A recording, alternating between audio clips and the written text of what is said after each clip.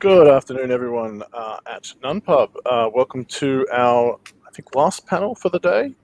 This is game design when you're dead broke. I'll be your moderator, Steve D.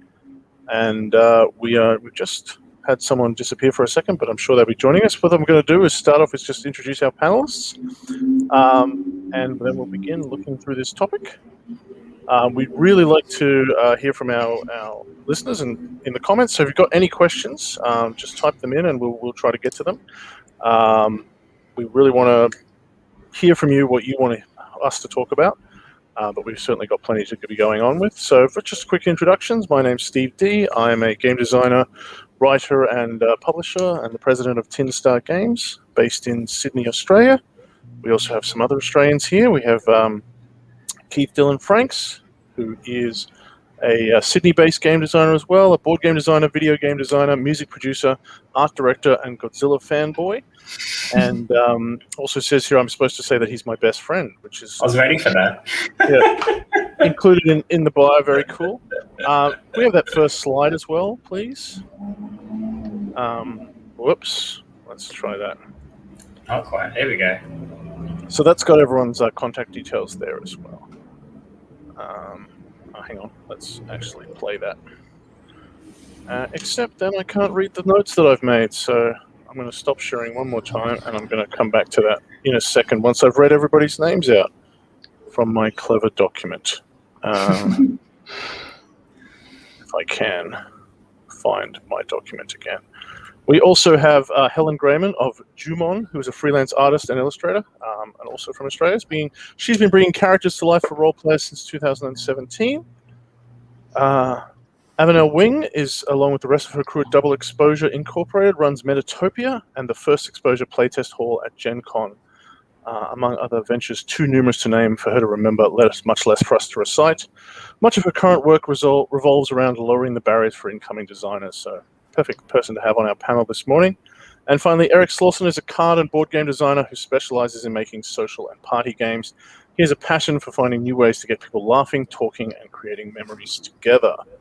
Fantastic. Okay, now I'm going to start the PowerPoint slide. Can we all see those? That's got our Twitter handles there, and just a brief description of some of the work we've done. Not yet. We got to get those popped back up on the screen. Yeah, we can't see that. Coming up.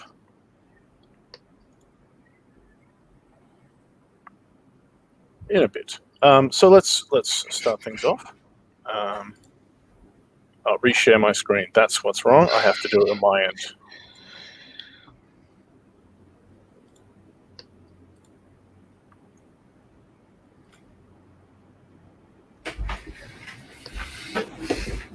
There we go. How's that? Fantastic. Excellent. You'll have to forgive some of us, especially me. I don't normally get up this early in the morning. It is 7 a.m. over here in Australia, but thankfully the wonders of online conventions help us connect across the world. So this is a topic that I've run a panel on before, back in 2018, and Keith was on that one as well. And I think it's something that's worth talking about. I was really pleased to see a lot of people just jump at this when I suggested the topic and have a lot of things that they're really passionate to talk about. To share stories about this issue. I think a lot of people are emotionally affected by this issue, and it drives across so much of what we do. One thing I want to talk about first, though, is that it's not something that is often easy to talk about. So we have that first slide. Actually, no, that's my end. I know what I'm doing. There we go. So I used to work in public health, doing a lot of surveys, and we used to say it was well known that the hardest question for people to answer when you're asking them surveys over the phone and things like that is how much do you earn? And I think it's a great taboo in our society to talk about how much we make, how rich we are. I think we're not partly because we all feel very vulnerable about that question, but I think also because we're also worried that we might be making more than we think. And we don't want to talk about being better than other people as well as being lesser, but it also makes it extremely hard to talk about the issues that are confronting us. So I thought we'd start with that. Like, is this something? I mean, this is something that is extremely difficult to talk about for anyone, and that makes it really hard to address this kind of issue, and that which makes it it's very difficult to talk about this kind of thing. Would the panelists like to talk a little bit about how they deal with this idea of confronting this topic with others and addressing it across the industry? Do you want to start with us for us, Eric? Yeah, I think we, as panelists, we were talking through email and kind of collecting our thoughts on this and sharing a lot of our similar histories as far as like how we grew up and like our current situations and how a lot of our social class or economic class has influenced a lot of the way that we think about purchases and investment and the money that you earn and the money you spend to earn that money and how stressful every decision is when every dollar counts. And I think that as a designer, there's a lot of money talk that is kind of hard to have. How much are you earning for your royalties, or how much did they offer you as an advance? And there's like that awkwardness of how different people are being paid, but there's also a level of that barrier of entry, like you mentioned earlier, of even getting into the industry and being able to learn the industry and learn game design. I say this with a giant wall of games behind me that spans 6-7 years of collecting these, most of these being secondhand purchases or gifts from people or whatever. But if you, without the context of this panel, saw this behind me, it's like, oh, he's doing great, he's buying all these games and all that kind of stuff. There's a lot of unspoken cost cutting, corner cutting. A lot of these were given to me from working in booths for publishers. A lot of these were, preview copies. Some of these were games I worked on. Like there's a lot that goes on behind the scenes that people don't talk about or can't talk about. So yeah, there's a lot going on. Yeah. Can I just jump in off the back of that?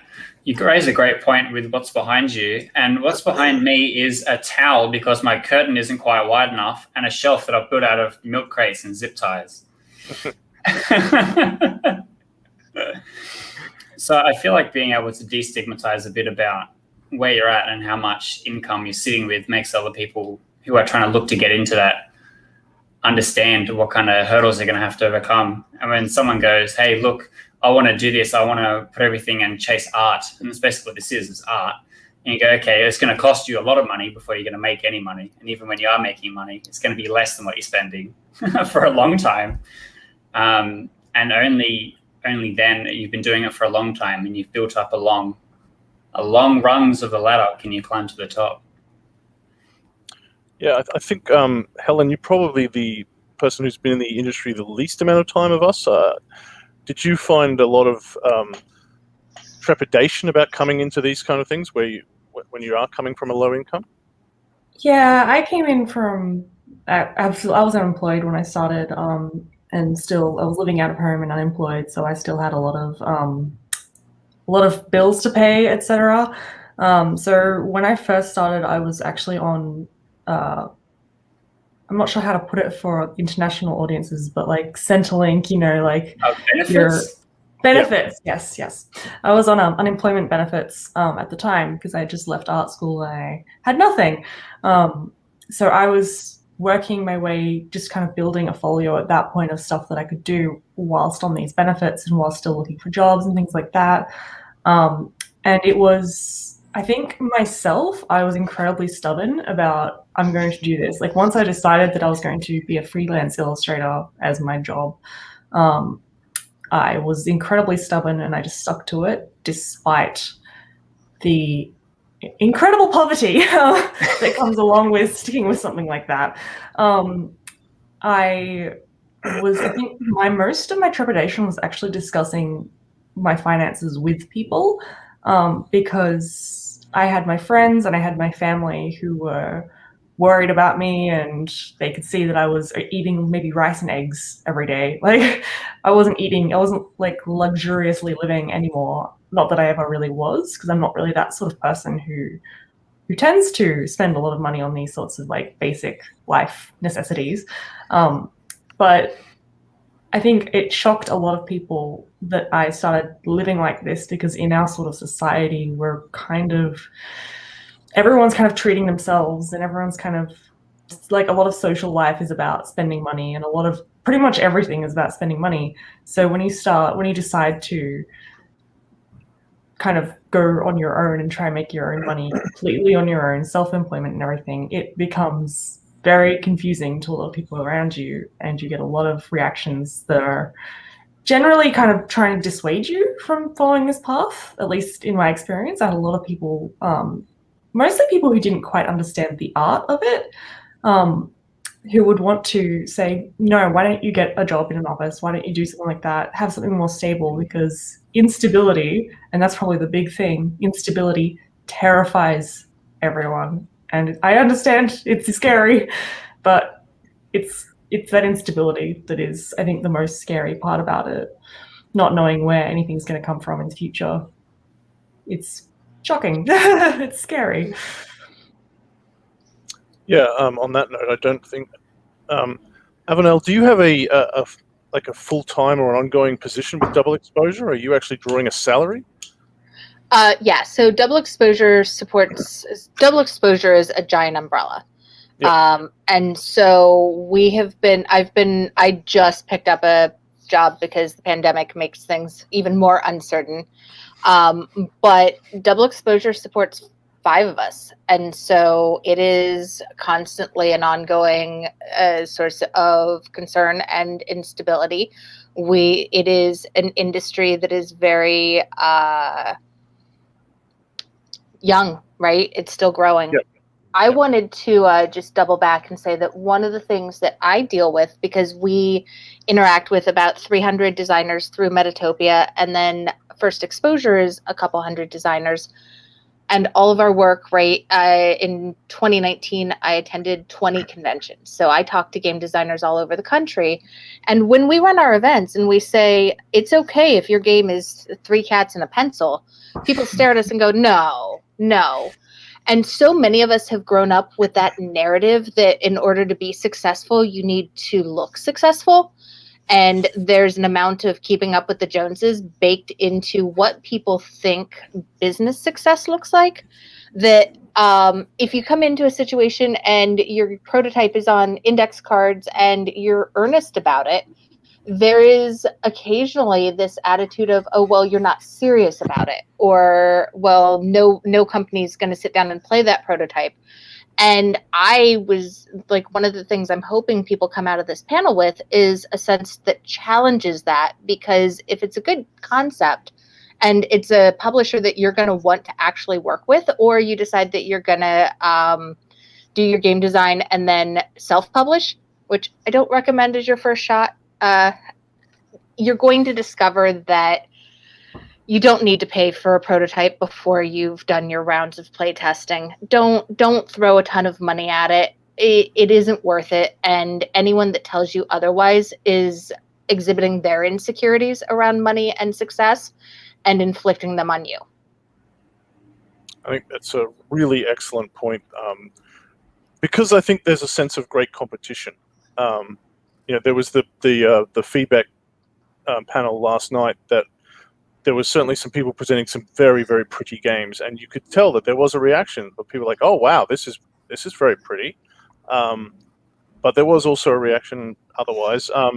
You bring up that really important point that there's a lot of emotional and psychological issues to this topic, and that was something that as soon as I brought up this question with other people as well, that one of the first things that came up as a topic of conversation is self-care, emotional damage, psychological issues. I think, Avenel, you said that it doesn't matter if you change classes later in life, the trauma of that never leaves you, and that shapes your whole experience.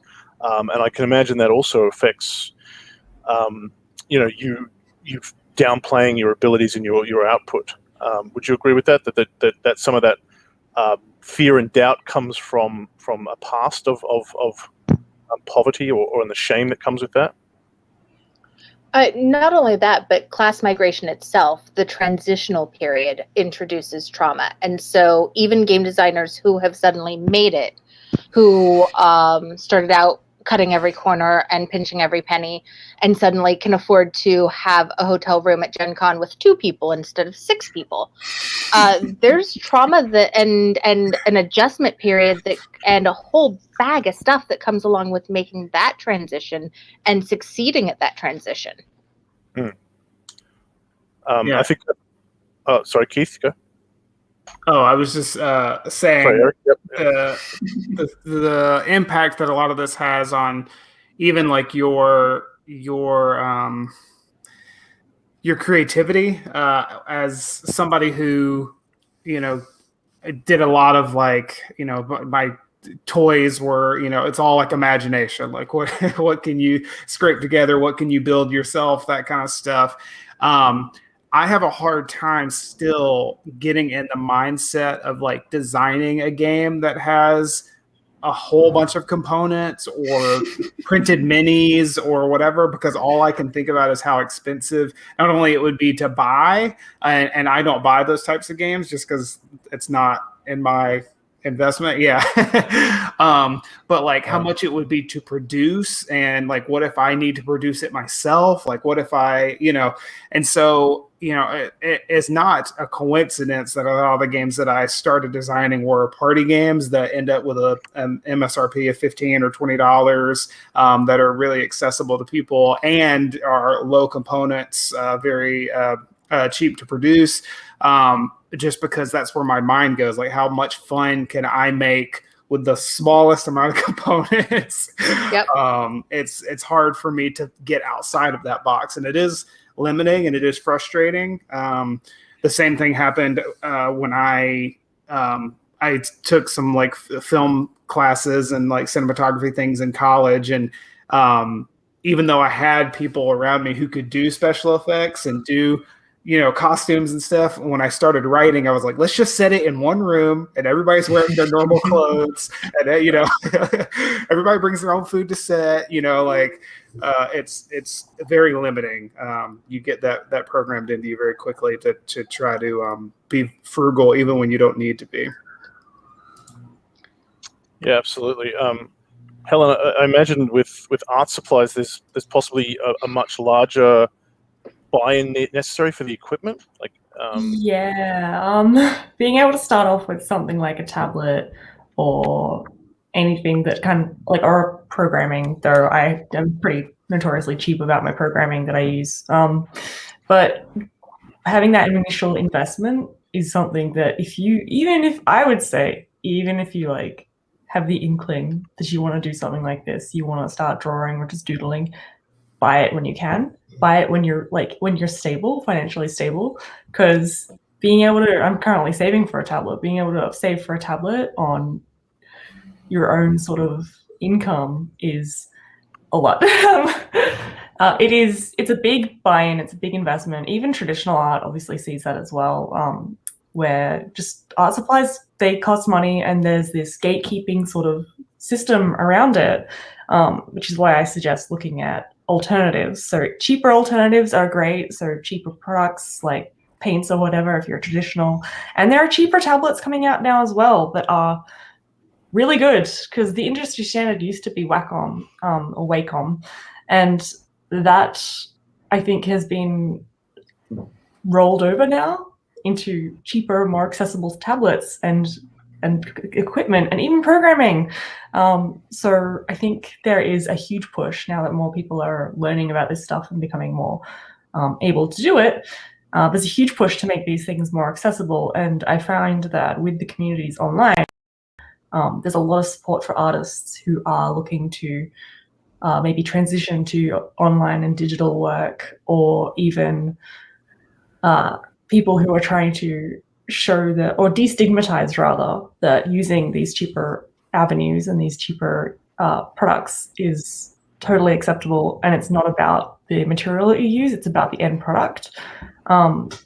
And that is the best thing I find about kind of how time has progressed. Because back in the day, when I first started, this was only about 10 years ago when I first started with digital art, being able to buy a tablet screen was completely, that was beyond my wildest dreams. I think even with Wacom, it's still about $2,000 to buy a tablet screen up front, which is why a lot of people go for the cheaper options. And myself, I'm actually very excited to get away from Wacom now that I am up and running a bit better, because it's just, there's a lot of companies that used to have the market cornered, and now we're getting out of that now. Everything's becoming a little bit more achievable, and I find that maybe with in terms of miniatures and things like that, 3D printing and things like that seems to be becoming more accessible and more cheaper and more able to be achieved by smaller companies. What do you guys think about that? We're definitely going to cycle back to more questions about how to save money and how that's becoming easier. I just want to touch on what Daryl was asking. I think what Daryl's talking about is something that Eric was mentioning, that there's, and Avanel, that there are certain companies perhaps that expect a certain level of production design. Like if you're pitching to something like Hasbro or Goliath or something, are they going to prefer a higher quality of pitch versus a small company or more agile company that's used to adding more of their own imagination to the product? Is that, and it comes back to that point that Eric made about what kind of games do you pitch, also what companies do you pitch to? So I'm going to hop up on a soapbox real quick. We're conflating pitching and designing, and those are two different parts of the process. And if you spend your design time worrying about what your pitch is going to look like, of course you're going to overspend. And of course you're going to end up in a situation where you print very expensive components and then discover that they don't work. And so I think that it's absolutely vital, in the same way that you write your first draft of a novel, you edit it, right? And then you pitch it. You can't assume that from the very beginning that you're using pitch-worthy quality components.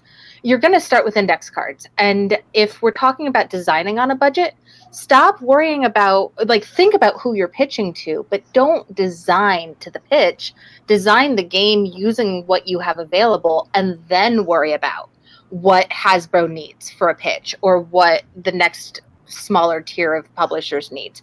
But if we continue conflating pitching and design, we are separating it from art. We are separating the art form and focusing entirely on commerce. Mm-hmm. And that is part of the dysfunction that I see regularly in how people approach analog board games as an industry. So we have to separate those two. Yeah, I think Keith and Helen also mentioned the question of the art, but that comes back to what is our definition of success. We don't think of success if we make a beautiful game that doesn't get published. Keith, do you want to talk a little bit more about that? Yeah, so I think success is being able to do it. There's people that can't do it, and there's people that think that they can't do it. But I don't I try my best to not really spend any money on what I'm doing, except I have one major project. And I'm like, okay, this budget is for that. And everything else that I'm doing, which is a lot, is no money. And therefore I have to make it all run on that, right? And that's not going to make it less successful, because the scope and the purpose of the project is to accomplish this one thing. If you're trying to build something that's huge, massive, and blow up with millions and millions of dollars in Kickstarter, then you're going to have to invest a certain amount of that to get to that point. But being able to do that, you already have to have been part of the way there and invested some of the time in order to be there. I think it's worth, it's definitely worth starting small in that sort of situation there, just to build your own confidence. Because being able to produce even something that's on cards, just being able to say that you have got a game out, that's great. Being able to say you have anything out and being able to add to that and build. I'm always about going slow as you can, because confidence builds incredibly slowly, at least in my experience, with this sort of stuff. So being able to start small, even if it is something like just on one sheet of paper. It's just a concept that you're designing and you're just pitching to people and giving out at a convention or something like that. Like I know Steve D does that. When he just gives out free games at conventions on cards. That's still much more achievable, and that's still you putting something out there, even if it's for free, even if you're not getting money back, because success, I tend to believe, does not, like, money and financial success does not equate to like your own personal success with this sort of stuff, or like success. I think getting things out there is probably the best way to kind of combat that. Yeah, and building a marketing funnel is a measure of success as well. You could have 1,000 games that have made you $0, but if that's given you a gigantic following for when you can finally monetize it with that one big good game that you've been spending all this time making, then all that time before that was not failure. This whole time is still steps to success. I think we should not measure it as pass fail. And it's like, did you do art? Yes, I did art. Okay, you are a success. It's the sort of thing where you call yourself what you are, even if you haven't earned any dollars in what that is. So you can say, I'm a game designer, even if you haven't earned, like, no one's bought your game. You still are that. So I know, I believe Keith's on benefits. Helen's mentioned that she's still on benefits, I believe. No, I'm not on benefits. Oh, no. I used to be. The question has come up from Puppy Shogun about whether you should have a day job or keep a day job. I'd like to hear people talk. And I think this comes back to the thing about what Eric mentioned earlier about what people appear to be doing. A lot of us look like we're doing this full time, but we're not. So I think that's worth just asking. Who here does have a day job? Yep. So yeah. So let's talk about that, Eric. Yes. So I'm very fortunate. I've my day job is I'm a teacher, and it's kind of like a recursive loop that I it's hard for me to design because teachers don't get paid a lot, but I got into design so that I could make more money and so it's like this loop, and like Keith said, spending money to make money, and so it's like, I got into this to make more money, but now I'm spending this hundreds of dollars to go to this convention, and it's a whole thing. But having an actual day job to support your art is helpful. It does remove some of the stress, and I don't know, I haven't done it the other way, but I can imagine that the push to make it, or the push to be successful as a full-time game designer is a lot more stressful if you don't have a steady source of income, especially because of that. Helen, what was the word you used earlier? Like uncertainty. And the volatility and the competition that you mentioned earlier, Steve, I think, I kind of skirt some of that stress, knowing that this isn't my main source of income. This is a side hustle. This is an artistic pursuit for me. So it definitely helps having a day job. Yeah, I think, Avanel, you raised your hand as well. I mean, I think we all have some other source of income. Well, and I think that the question is, at its core, a little shaky, because is it best to keep a day job? What are your goals? Do you have someone else that can help you support the household? It's a very privileged position to be in, to be able to, not have to worry about feeding your kids or paying the mortgage. Is there somebody else in your household that does have a day job? And so is it best? Who knows? The specific person is the only one who can answer that. Do I think that people with 1 or 2 game designs under their belt should be quitting their day job, living on their savings, and doing this year round? Not even a little. I also wouldn't suggest that if you've got the Great American Novel saved on your hard drive, that you blow off your day job and go try to sell that to an agent. Like, I think people should be responsible and have a realistic expectation for how much money there is out there. Yeah.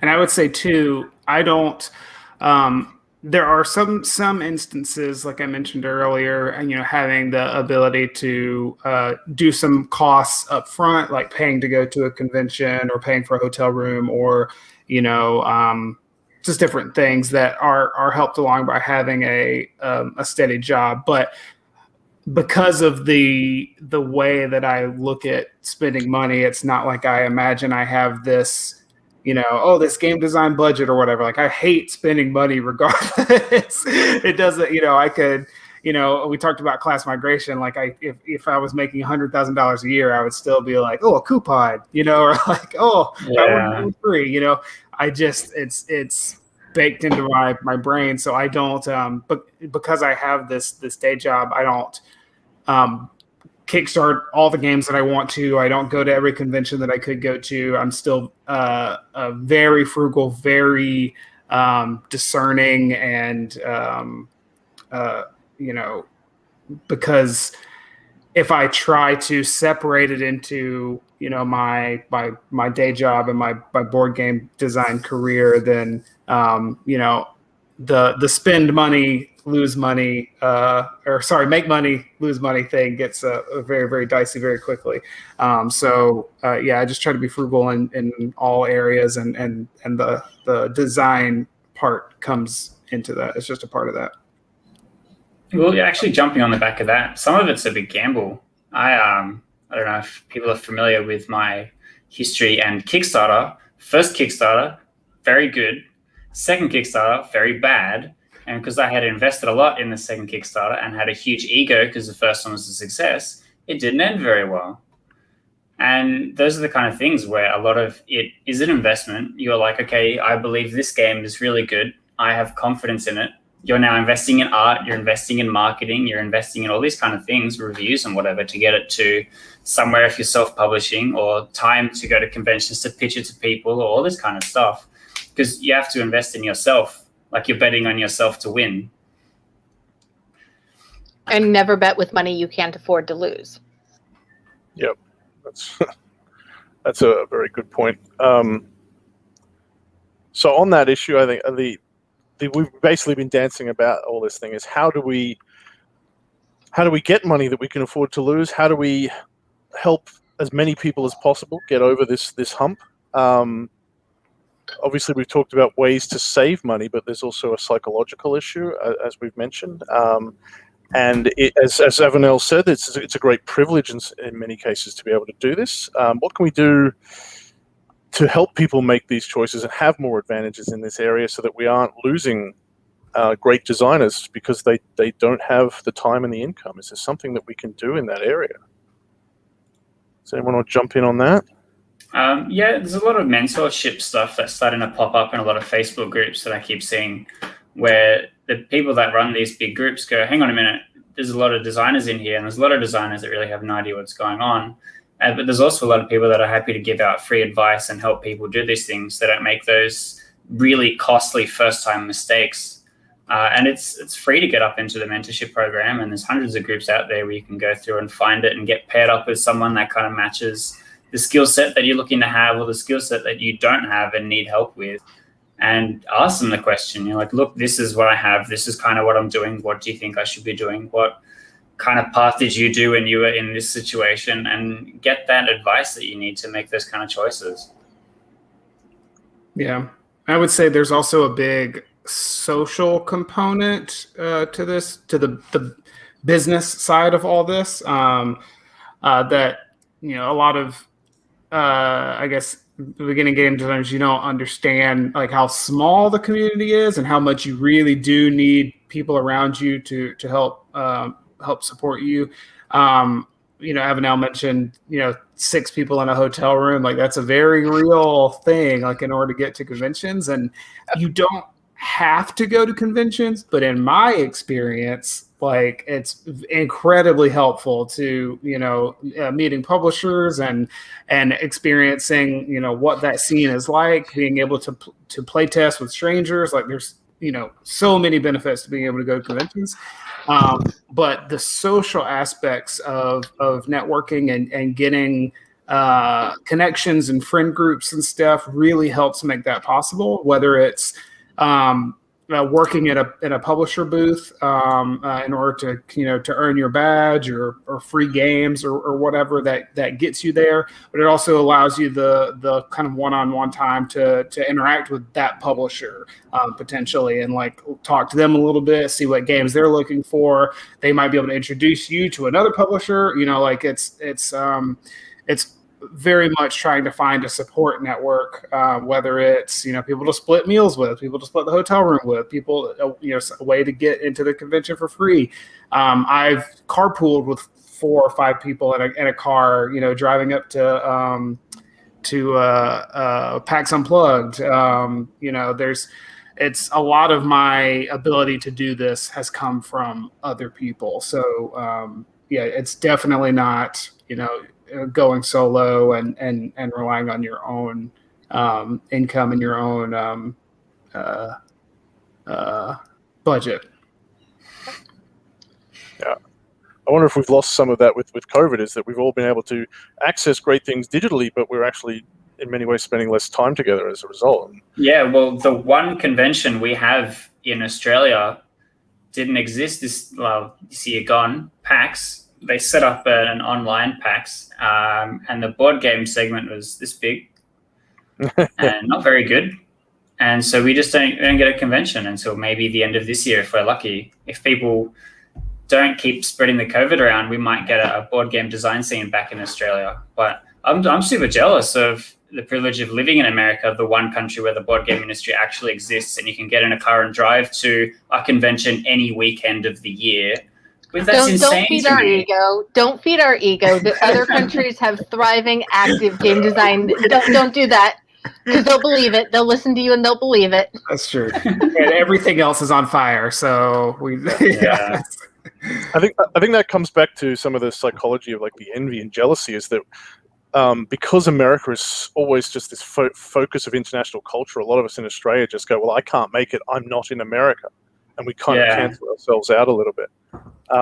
There's a question again from Daryl about practical suggestions that we can talk about in a more macro way. So obviously there's lots of ways that we can depend on each other. Are there more systematic things that we can do as a community, like things like grants? Mentoring programs have been mentioned, and they're amazing. And there's some really good, there's a tabletop mentoring group now that does mentoring 3 or 4 times a year, which is amazing. I'll try and put the link in the chat. But what about other systematic things like grants? I don't know what that's like in America, whether you can apply for that sort of government support, educational backing. What about in teaching, perhaps? Is there any way that you can get some money behind that kind of thing? Has anyone had any experience with that? I'm going to actually go one step more macro than that. I think that the first step that people should take for breaking down those barriers is to 101 yourself on some really basic intersectional feminism theory. If you stop and understand that people coming in are dealing with second shift issues, right? They've got kids, they've got elder care.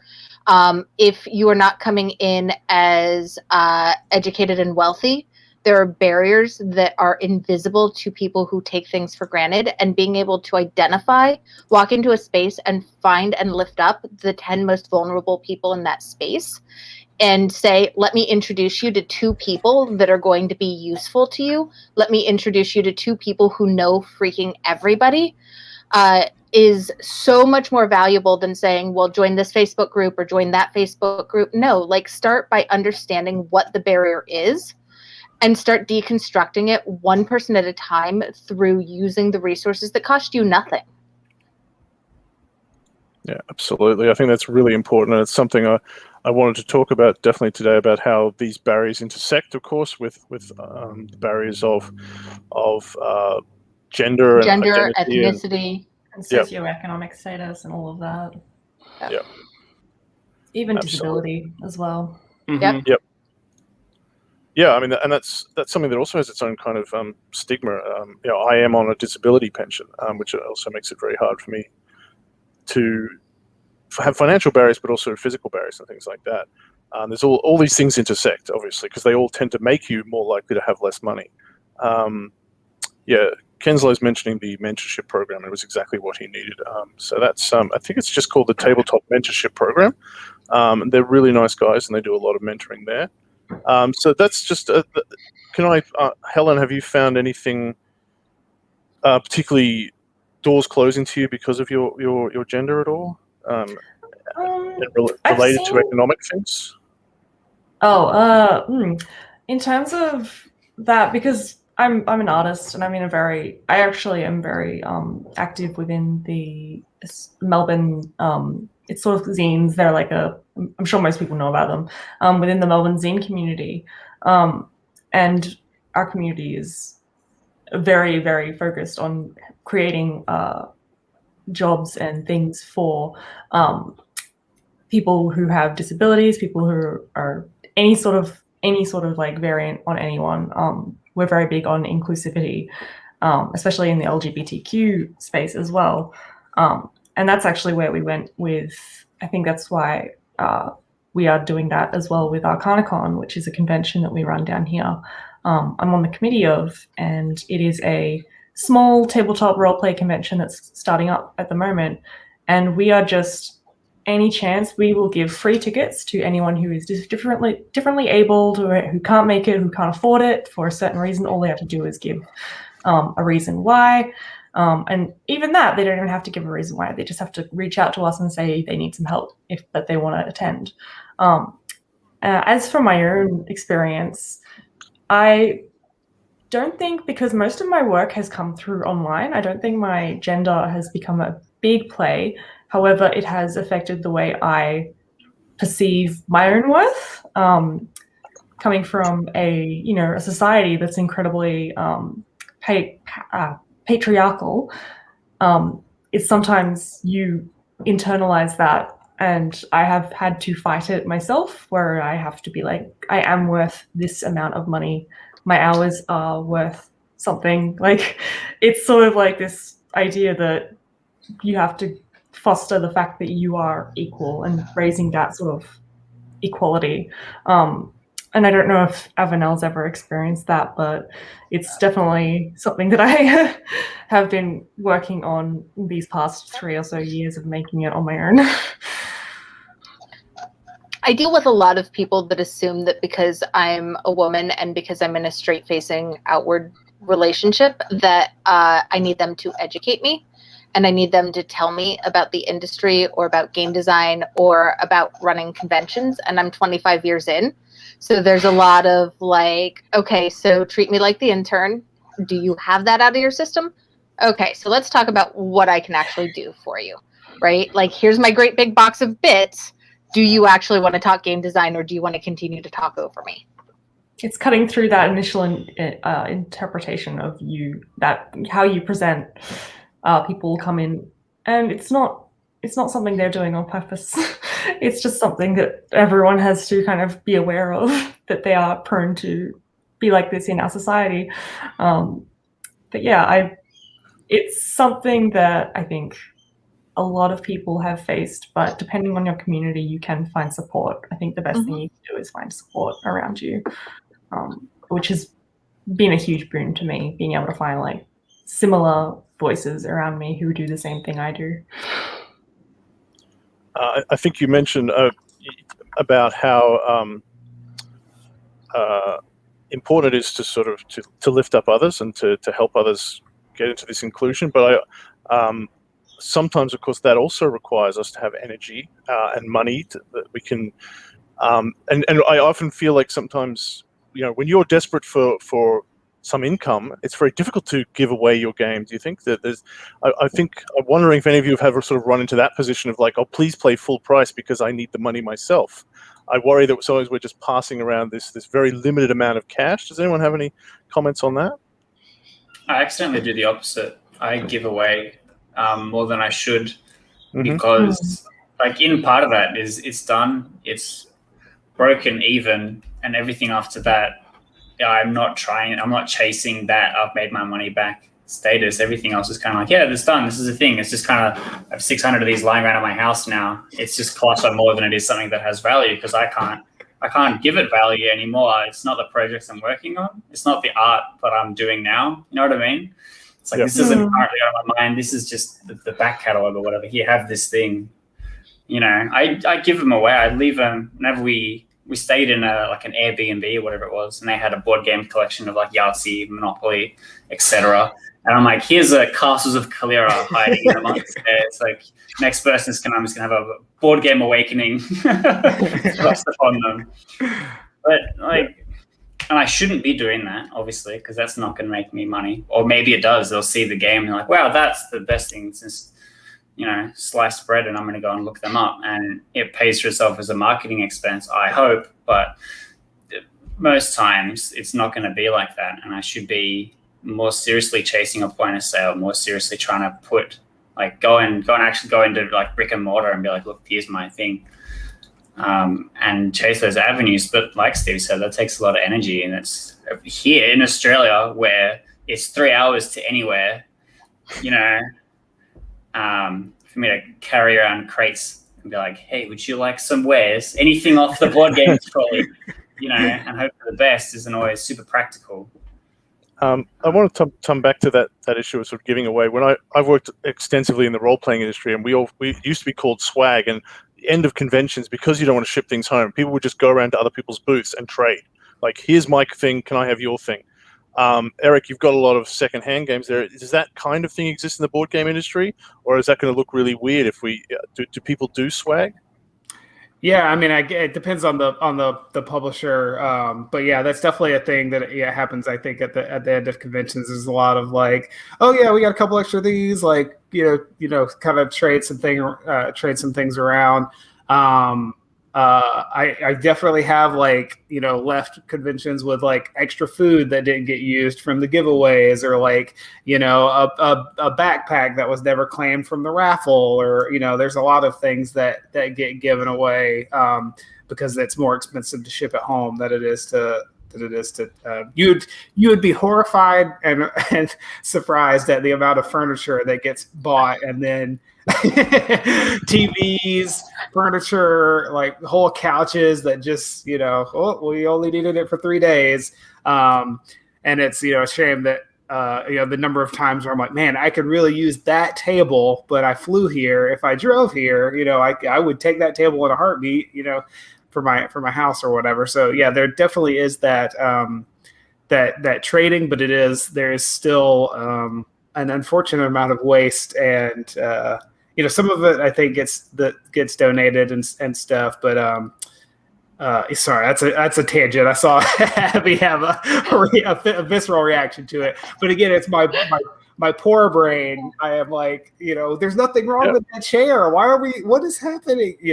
How do we live in a world where it's cheaper to go and buy a Kallax in every city that you do a trade show than it is to come up with a shelving system that packs down onto a pallet? Yeah. It's heartbreaking. Yeah. Mm-hmm. Yeah. So That's good. Oh, sorry, go. Yeah. Oh yeah, I was just saying, yeah. So it's not uncommon to have things given away. I also, Keith, you mentioned like the marketing aspect of it. There is guerrilla marketing and stuff that does happen at conventions. People give away free little print and play versions, demo versions of their game. There's a game somewhere around here, Medium. The game Medium, I met the designers when they were kind of pitching it around, and they gave me like a 36 hand cut version of that that I turned me into like an evangelist for the game for like the couple years before it even got signed, and I took that little 36 card thing to parties and showed it to people, and so there is that benefit of at least giving out these demo copies or these handmade print and plays and stuff that does have an impact, and it is a way to generate a following, or to get, again, like I was talking about, building that network of either direct supporters, people who are going to buy your product later, or people who just they know your name, they know the kind of stuff that you design. So yeah, there is a benefit of trading free goods. I think like the idea of furniture was just something that I hadn't thought of. So I think there's a lot of brainstorming there. I think I cut someone off. Was that? I was just gonna jump in and say that I have really strong opinions as somebody who helps people market their games about the idea of teaching your audience to wait for things to go on discount. So if you do end up at a convention and you do end up with product at a booth, don't teach your audience to wait until Sunday afternoon to get it for a quarter of your price. Actually learn how to be a business person, and you will save so much money by understanding those patterns, and you will make so much more money by treating it, that the commerce of it, as business. Don't do that to yourself. The scavenge. It's a good point. Yeah, you'll get the kind of audience that you encourage. We had a question from Puppy Shogun, which was, no printer, no money. What kind of design tricks do you have for low budget design? We've already talked about a lot of some of these tips, and people have been posting in the chat some ideas. We've got about 10 minutes left. Helen, do you want to come back to some of the ideas you started talking about ways that you can do a lot with a little and get things made?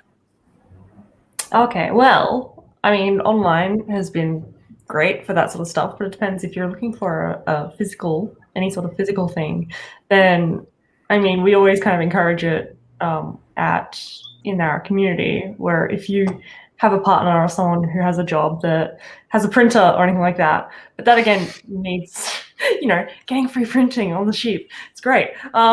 But obviously that means you have to have a relationship established with someone like that.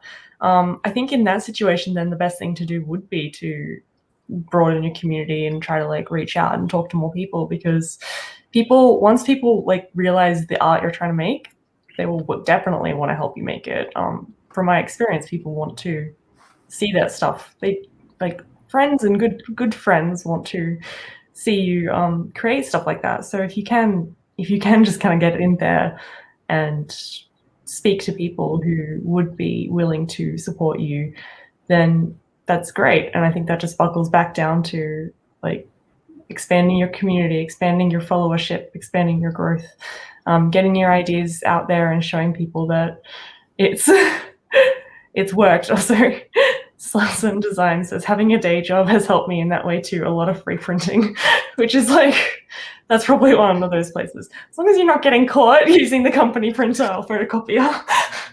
I was traumatized the first time I had to buy my own sticky notes. I'm like, what is this noise? They're really, they're just uselessly expensive. Make your own if you need a sticky note. Just glue some paper to your wall. But yeah, it's a lot of these things are like little hacks and cheats to get around them. Just depends on, I think it's all about who you know, trying to meet people, get your idea out there and let them know that you want to make this thing. You're just being stopped. A lot of people want to help you.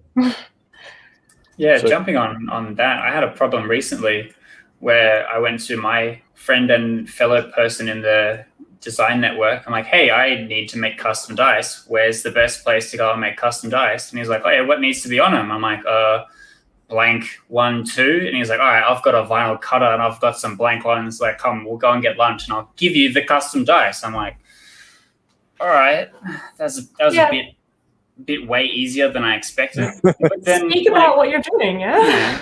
Ask for help. You're not an island. There's other people in your network. There's more board game designers than ever, really. Every day a new person has an idea on how they can reinvent Monopoly, and all of a sudden there's 6 of us sharing a hotel room. And then now we can all ask each other for help. And hey, I'm trying to do this thing. Is anyone else also trying to do this thing? Hey, I have this problem. Has anyone else solved this problem? And it's really easy to connect with other people and help other people, and then ask for help when you need the help. We all win together. It's not I have to succeed and other people will therefore fail, or vice versa. Yeah, people don't.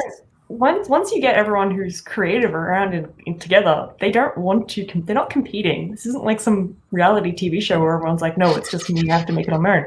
Everyone just wants to help you. People want to help you make your stuff, and vice versa. I guess it's put out that vibe, and then people give back to you. It's great. Sorry. Okay. I think it also goes back to the start simple, right? Behind me, I have piles and piles of fabric where I'm learning to quilt.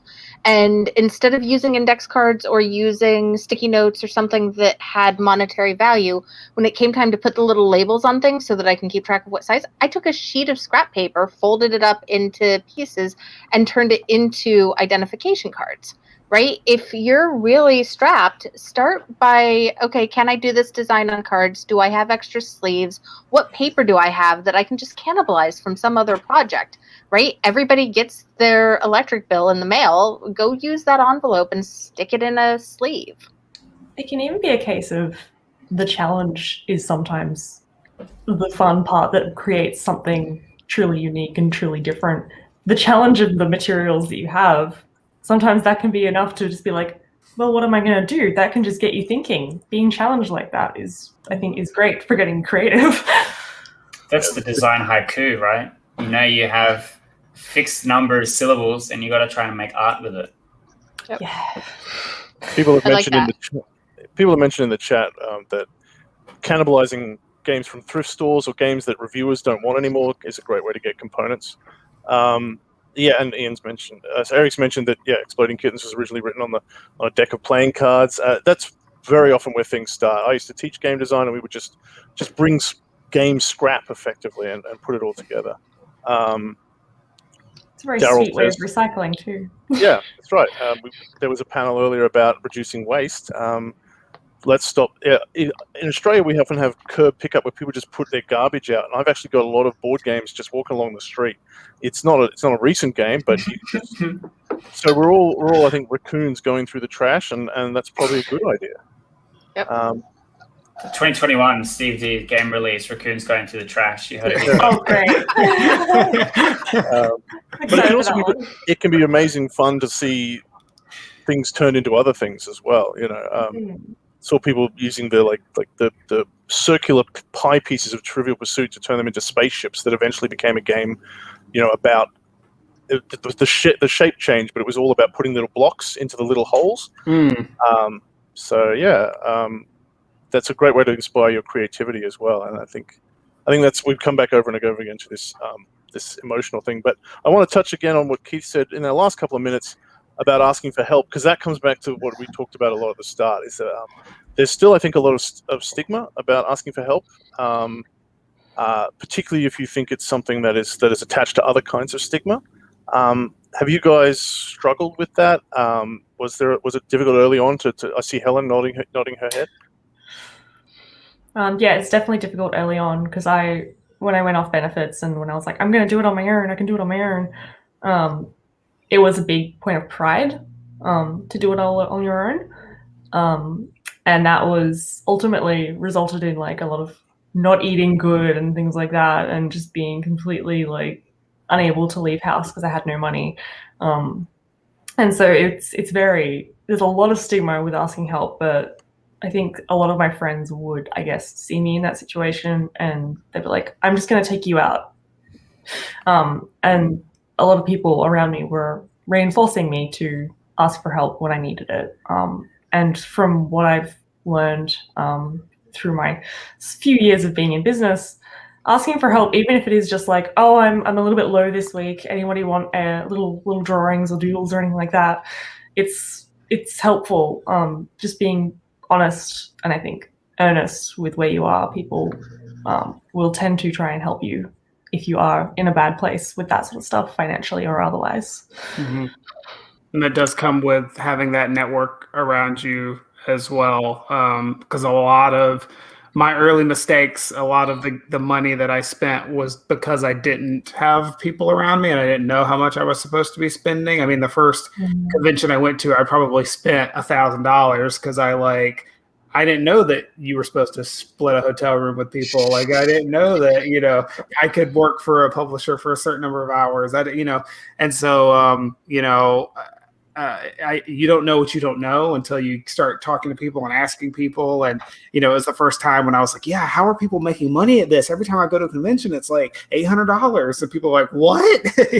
No, like you can do this. And now it's a lot more efficient. So yeah, you have to rely on that network and the people around you. People are good at collectively problem solving. And if you put your problem out there, people will help you solve them.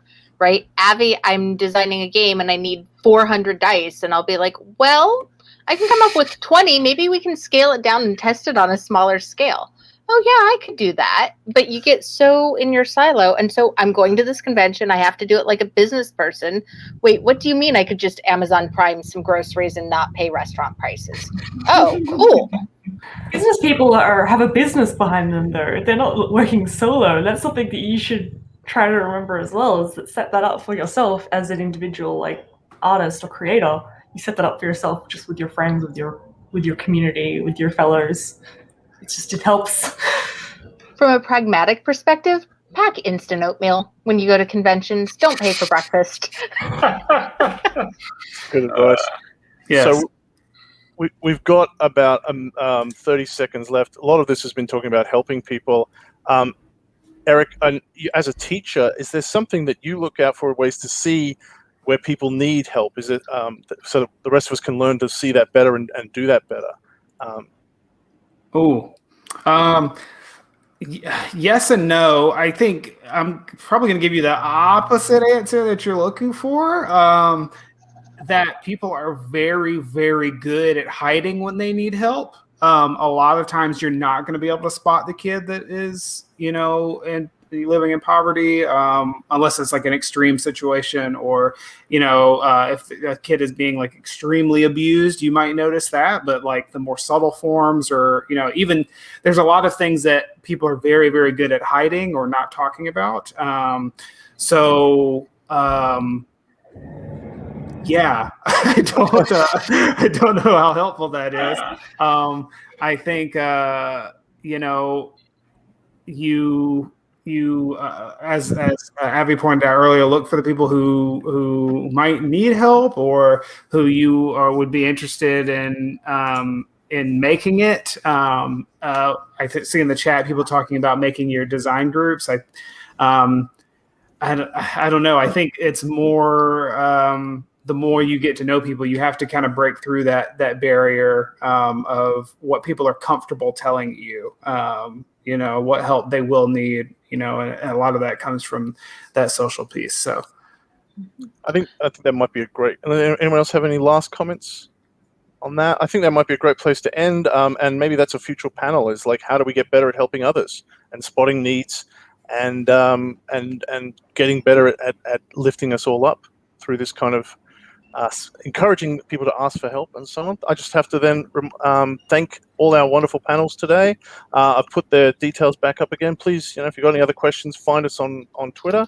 Thank you to Eric and Avenel and Keith and Helen for being a part of this today. And hope all the rest of you enjoy your remaining time at NunPub.